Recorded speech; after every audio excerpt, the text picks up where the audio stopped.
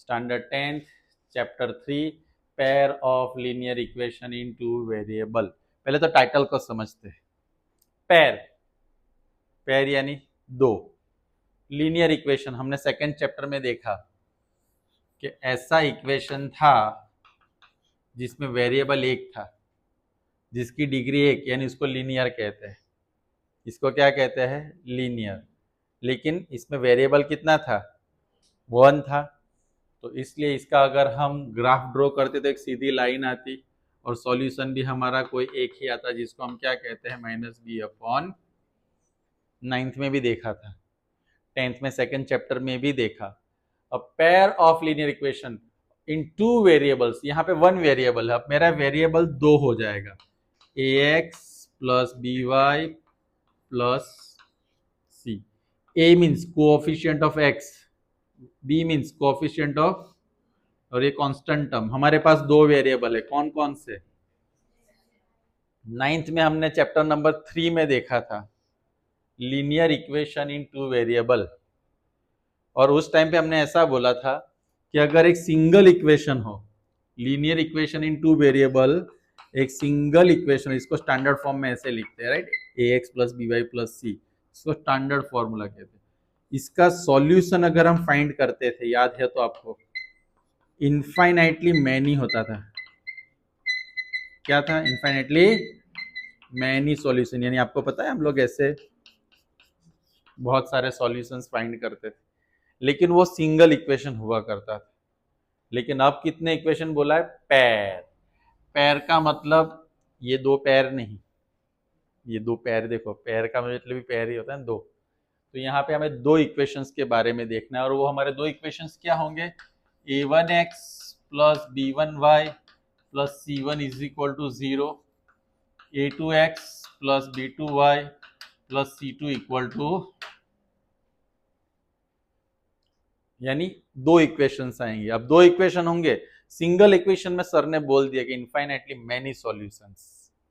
लेकिन अगर 2 इक्वेशन हो तो क्या? तो 2 इक्वेशन हो तो हमें सॉल्यूशंस कैसे हम पहचान सकते हैं, वही हमारी आज की थियरी। ये हमने थोड़ा 9th का रिवाइज किया। टाइटल का मतलब समझ में आया? Pair of linear equation two. इस दोनों का ग्राफ भी ड्रॉ करेंगे तो लाइन ही आएगी, एक लाइन, 2 लाइन। कितनी लाइन आ सकती है? क्योंकि 2 इक्वेशन है तो 2 लाइन। अब वो ग्राफ कैसा होगा वो भी हम देखने वाले हैं।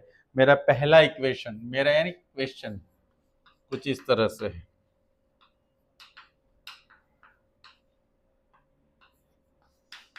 तो linear equation in two variable का पहला रूल्स, इक्वेशन कोई भी फॉर्म में दिया हो, मुझे कौन से फॉर्म में कन्वर्ट कर देना है? स्टैंडर्ड फॉर्म में। कौन से फॉर्म में?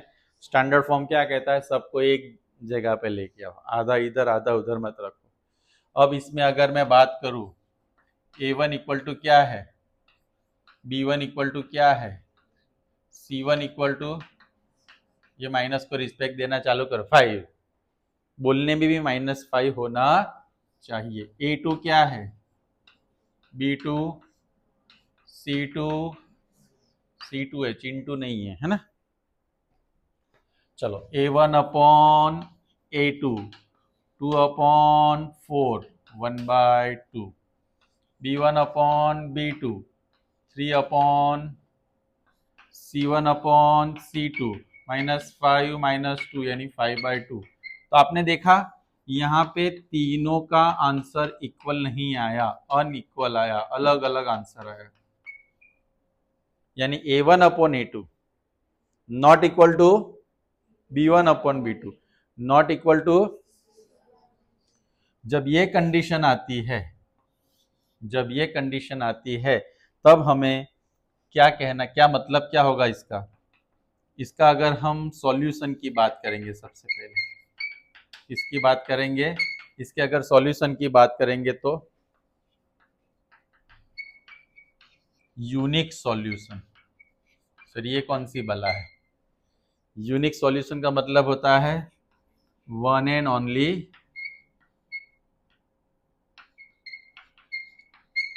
ओनली वन, यानी इसका हमें कोई भी एक सॉल्यूशन ही मिलेगा। अब जिसका एक सॉल्यूशन मिलता है उसका अगर मैं ग्राफ ड्रॉ करना चाहूं, इंटरसेक्टिंग इन वन पॉइंट, यानी दोनों का ग्राफ आगे जाके कहीं ना कहीं एक दूसरे को क्या करेगा, तो इसको हम क्या कहेंगे, इंटरसेक्टिंग लाइन। और एक और है, ये कंसिस्टेंट कहलाएगा। कंसिस्टेंट का मतलब क्या होता है, जिसमें हमें एक सॉल्यूशन मिलता है या एक से ज्यादा सॉल्यूशन मिलते हैं उसको कंसिस्टेंट कहते हैं, और जिसमें कोई भी सॉल्यूशन नहीं मिलता इसको इनकंसिस्टेंट कहते हैं। समझ में? कंसिस्टेंट किसको कहेंगे, जिसमें हमें क्या मिलेगा, सॉल्यूशन मिलेगा, उसको एक सॉल्यूशन मिलेगा तो, एक से ज्यादा मिलेंगे तो, और नहीं मिलेगा तो।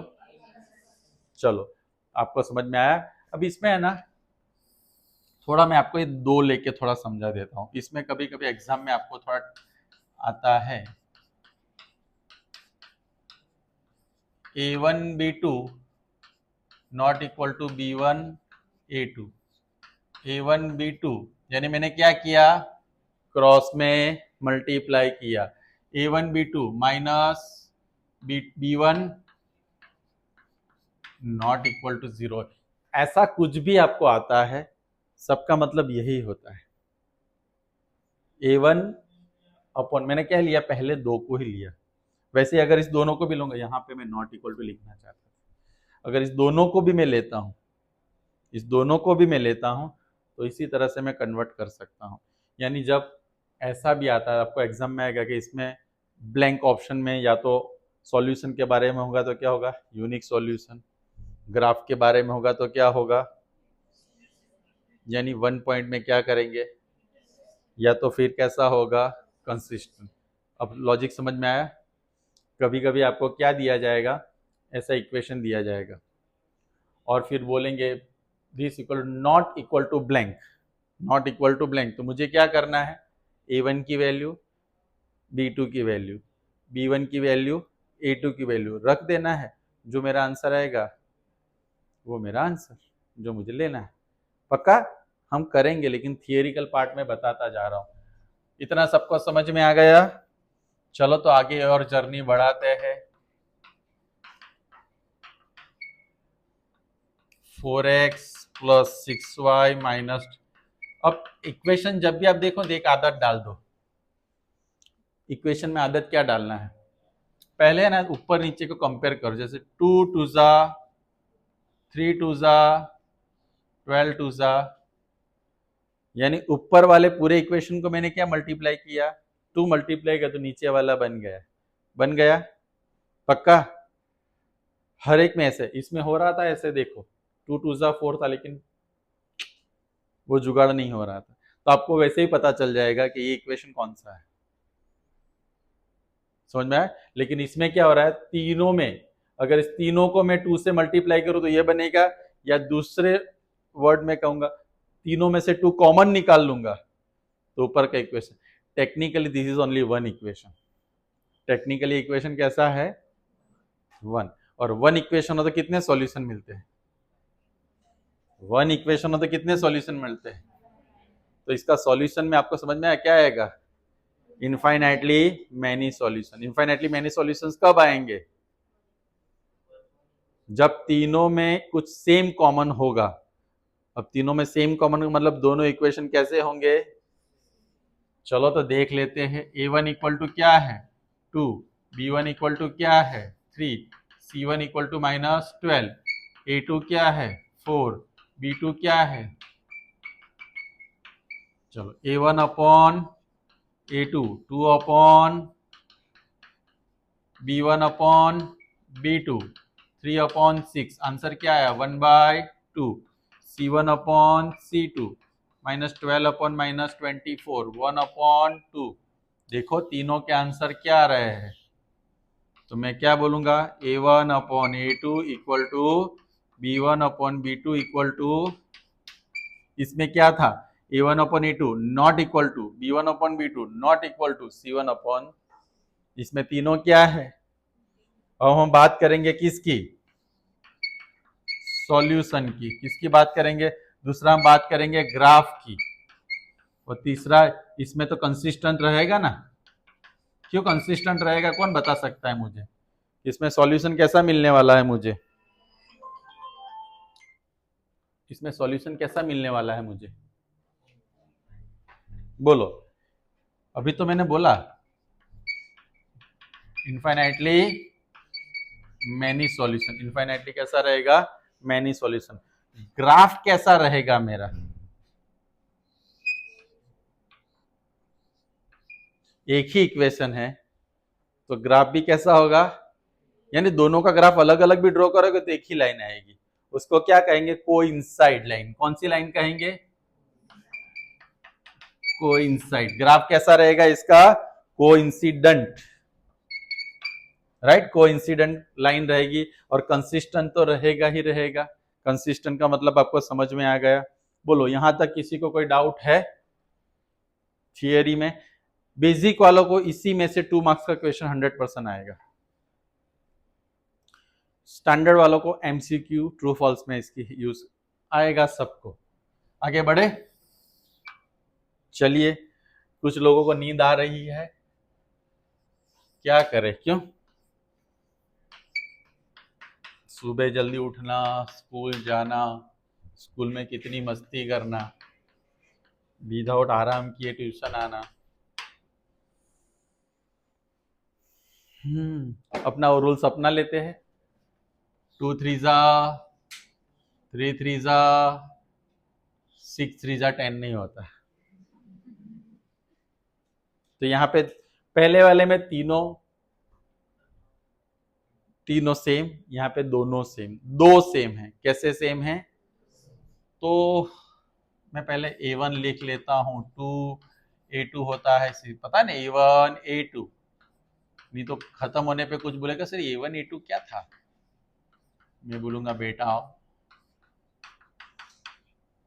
A1 upon A2 which is 2 upon 6 which is 1/3, B1 upon B2 3/9 which is 1/3, C1 upon C2 which is -6 upon -10, 3 and 5, right? दोनों में से माइनस माइनस कट हो गया। तो यहां पे आपको क्या दिख रहा है? ये इक्वल है, राइट? B1 और B2 नॉट इक्वल टू। तो कुछ लोग कहेंगे सर इसका और इसका क्या होगा? वो भी नॉट इक्वल ही रहेगा, क्योंकि ये दोनों इक्वल, ये तीसरा इसको नॉट इक्वल, तो इसको भी नॉट इक्वल। क्लियर? अब बात करते हैं सॉल्यूशन की। तो सॉल्यूशन में नो सॉल्यूशन। कैसा सॉल्यूशन? No solution. ग्राफ, इसका ग्राफ एक दूसरे को इंटरसेक्ट नहीं करेगा। जिसमें सॉल्यूशन होगा तो एटलीस्ट एक बार मिलेगा। अगर मैनी सॉल्यूशन होगा तो कहां गया? मिलता ही रहेगा। हम साथ साथ है, लेकिन सॉल्यूशन नहीं। सॉल्यूशन मतलब टच ही नहीं करने वाले। टच नहीं करने वाले तो वो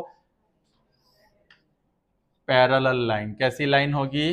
प्यारे लाल, याद है ना? Parallel line. कैसी लाइन होगी? Parallel line. और इनकंसिस्टेंट कैसा रहेगा? इनकंसिस्टेंट सबको समझ में आया कैसे है? तो दिस इज थियरी। इसमें सबको समझ में आया। 3 पार्ट्स है। पहला पार्ट क्या था?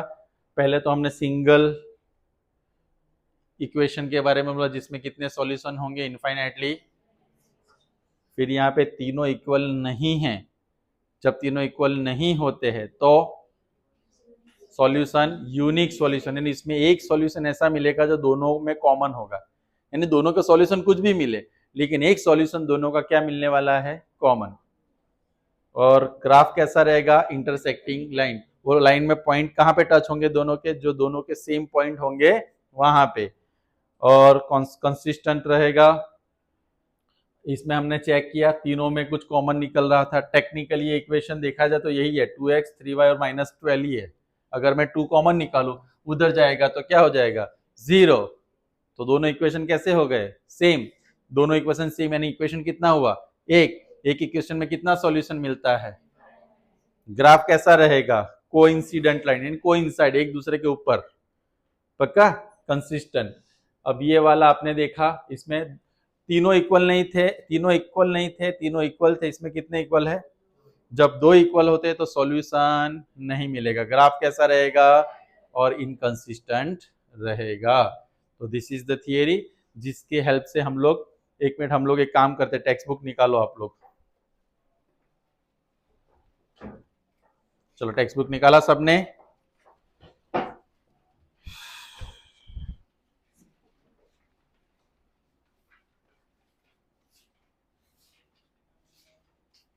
थ्री पॉइंट वन उसमें पहला क्वेश्चन देखो, ऑन कंपेयरिंग द रेशियो।